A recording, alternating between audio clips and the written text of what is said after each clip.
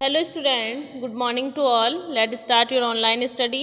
So student, take out your Hindi व्याकरण book and open your chapter number 13. वाक्य। बच्चों, बातचीत करते समय हम अपनी बात वाक्यों के द्वारा कहते हैं। बातचीत में शब्दों के सार्थक समूह का प्रयोग होता है, जिन्हें क्या कहते हैं? वाक्य कहते हैं। अतः शब्दों के सार्थक एवं व्यवस्थित समूह को वाक्य कहते हैं। वाक्य के अंग। वाक्य के दो अंग हैं, उद्देश्य और विधेय।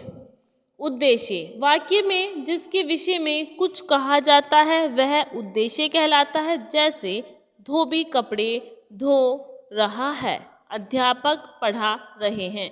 तो इन वाक्यों में धोबी तथा अध्यापक के विषय में बताया जा रहा है, अतः ये उद्देश्य हैं। विधेय, वाक्य में उद्देश्य के बारे में जो कुछ भी बताया जाता है वह विधेय कहलाता है। जैसे धोबी कपड़े धो रहा है, अध्यापक पढ़ा रहे हैं। तो इन वाक्यों में कपड़े धो रहा है तथा पढ़ा रहे हैं विधेय है, क्योंकि ये उद्देश्यों क्रमशः धोबी और अध्यापक के विषय में बता रहे हैं। तो वाक्य के भेद। वाक्य का निर्माण दो प्रकार से किया जाता है।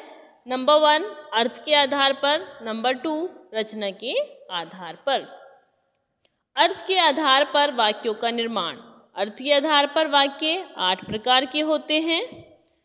नंबर 1 विधानवाचक वाक्य। इन वाक्यों में किसी प्राणी, वस्तु अथवा स्थिति के बारे में सामान्य जानकारी मिलती है। जैसे सूर्य पूरब में निकलता है, हाथी सबसे बड़ा जंतु है, मैं विद्यालय जाता हूँ, सत्य की जीत होती है। नंबर 2 प्रश्नवाचक वाक्य। इन वाक्यों से प्रश्न पूछने की जानकारी होती है। जैसे तुम क्यों रो रहे हो, दशहरा क्यों मनाया जाता है, वह कहाँ जा रहे हैं, क्या तुम्हारा नाम अजय है। नंबर 3 निषेधवाचक वाक्य। इन वाक्यों में किसी कार्य के ना होने या ना करने की जानकारी मिलती है। जैसे मैं आगरा नहीं जाऊंगा, मैंने खाना नहीं खाया है, राजू बुद्धिमान नहीं है, पिताजी आज नहीं आ रहे हैं।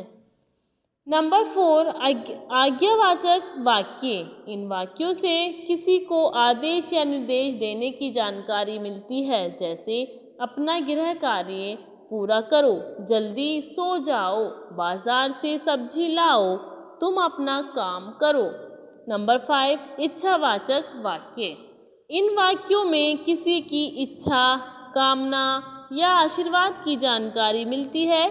जैसे सदा सुखी रहो, तुम्हारी यात्रा मंगलमय हो, ईश्वर तुम्हारा भला करे, खूब तरक्की करो। नंबर 6 संदेहवाचक वाक्य। इन वाक्यों में किसी कार्य के होने में संदेह किया जाता है। जैसे शायद आज आंधी आए, शायद कल चुनाव की घोषणा हो, मैं शायद आज देर से सोऊं, शायद हम कहीं घूमने जाएं। तो यहाँ पर वाक्य में संदेह आ रहा है, इसलिए इनको संदेहवाचक वाक्य कहा गया है।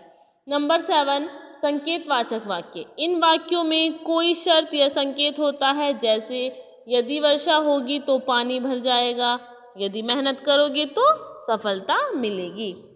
नंबर 8 विस्मयादि बोधक वाक्य।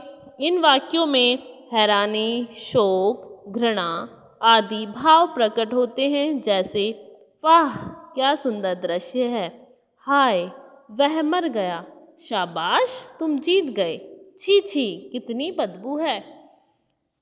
नंबर 6 रचना के आधार पर वाक्यों का निर्माण। तो बच्चों, रचना के आधार पर वाक्य 3 प्रकार के होते हैं। नंबर 1 सरल वाक्य। इन वाक्यों में एक ही उद्देश्य और एक ही विधेय होता है। जैसे अमन विद्यालय जाता है, रोशनी अच्छा नृत्य करती है।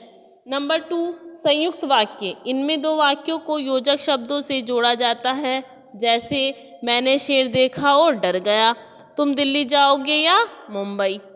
नंबर 3 निश्चित वाक्य। इन वाक्यों में एक प्रधान उपवाक्य तथा एक आश्रित उपवाक्य होता है। जैसे जिसने चोर को पकड़ा वह मेरा मित्र है। तो यहाँ तीसरे चोर को पकड़ा ये प्रधान उपवाक्य है और वह मेरा मित्र है ये आश्रित उपवाक्य है। जब तुम आओगे तब हम घूमने चलेंगे, तो जब तुम आओगे यहाँ पर प्रधान उपवाक्य है बच्चों, और तब घूमने चलेंगे यह आश्रित उपवाक्य है। तो बच्चों इसी तरीके से आप इस चैप्टर को रीडिंग कीजिएगा, पढ़िएगा और इससे संबंधित कार्य को अपनी अभ्यास पुस्तिका में करिएगा। Goodbye class.